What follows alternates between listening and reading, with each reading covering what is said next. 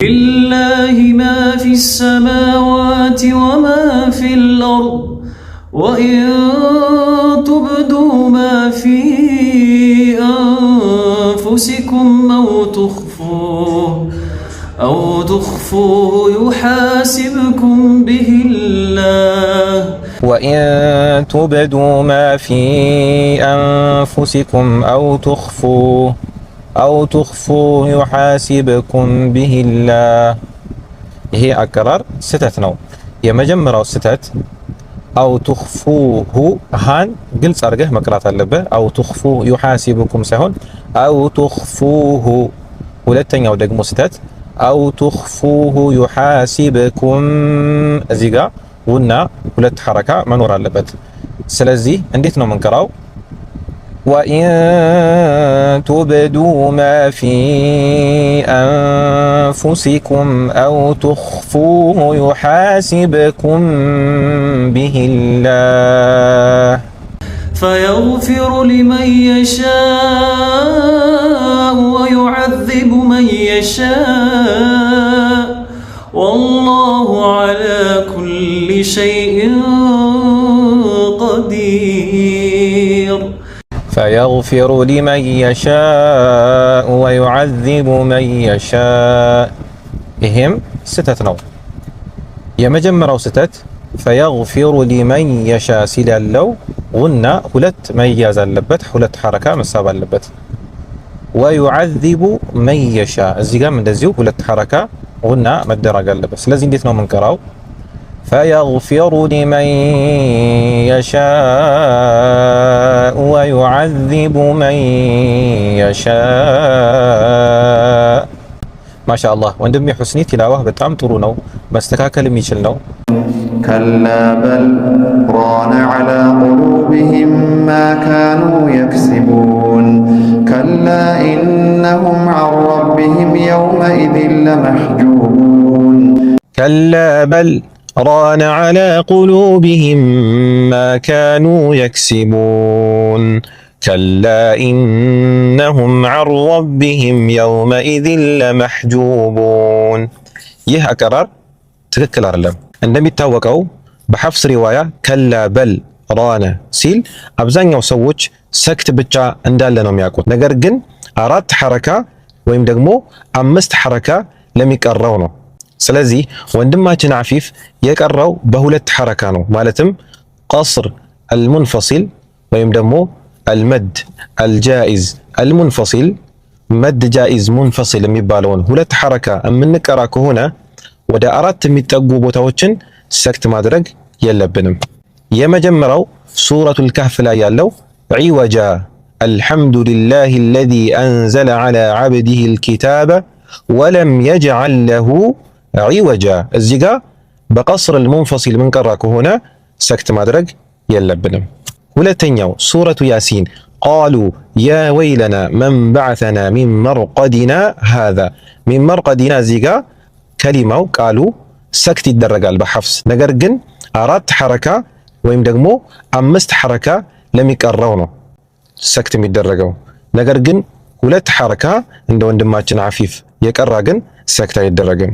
ሶስተኛው ሱረቱል ሙጠፊፊን አሁን ወንድማችን ቃሪ አፊፍ የቀራው ከላ በል ራነ እዚህ ጋር በል ሲል ያለው ሰክት በሐፍስ ሪዋያ አራት ሐረካ ከቀራን ወይም ደግሞ አምስት ሐረካ ከቀራን ሰክት ይደረጋል። ነገር ግን ሁለት ሐረካ ከቀራንስ ሰክት አይደረግም። አራተኛ ሱረቱል ቂያማ ከላ ኢዛ በለገት ተራቂ ወቂለ መን ራቅ መን ራቅ እዚህ ጋር ያለው ቃል መን ሚለው ሰክት አለው ለሐፍስ። ነገር ግን አራት ሐረካ ለሚቀሩ ብቻ ነው እንጂ ሁለት ሐረካ ለሚቀሩ ሰክት የላቸውም። አሁን የጠቀስኳቸው አራት ህጎች ከነዚህ ከሐፍስ ሪዋያ ሁለት ሐረካ ለመቅራት ከሚፈልጉ የተወሰኑ ህጎች ናቸው። እንደዚህ አይነት ህግጋቶች አብዛኛው ሰው ቁርአንን በሚቀራበት ሰዓት ወይም ደግሞ በሚሐፍዝበት ሰዓት ሪዋያውን የሚቀራውን ሪዋያ በትክክል ካለመረዳት ካለማንበብ እንደዚሁም ደግሞ ዕውቀቱን ጠልቆ በዛ ሪዋያ ላይ ባለማወቅ ነው። ይህ ጥያቄ ደግሞ በአብዛኛው ሰሞኑ ሳስተካከላቸው በነበረው ወንድሞች ላይ በኮሜንት ላይ ሲጠይቁ የነበሩ ወንድሞች አሉ። አሃ አራት ሐረካ ብቻ ነው እንደሚሳበው ሁለት ሐረካ አይሳብም ብለው የሚሉ ሰዎች አሉ። አው ይሳባል መሳብ። ነገር ግን ህግና ስርዓት አለው። አንድ ሰው ቀስር አልሙንፈሲል ሁለት ሐረካ በሐፍስ ሪዋያ ለመቅራት ከፈለገ ቀዋዒድ መሰረቶች ወይም ደግሞ ህጎች አሉት። ያንን ህግ ተከትሎ ማንበብ ይገባዋል። ሌሎቹን ደግሞ በሰፊው ኢንሻአላህ ለወደፊቱ ደርሳችን ላይ።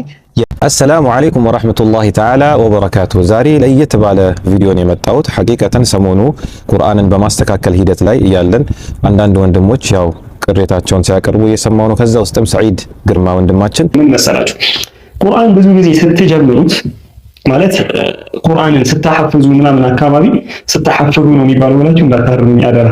ሐቂቀተን ቪዲዮ ደርሶኛል። ወላሂ በጣም ነው የተደሰትኩት።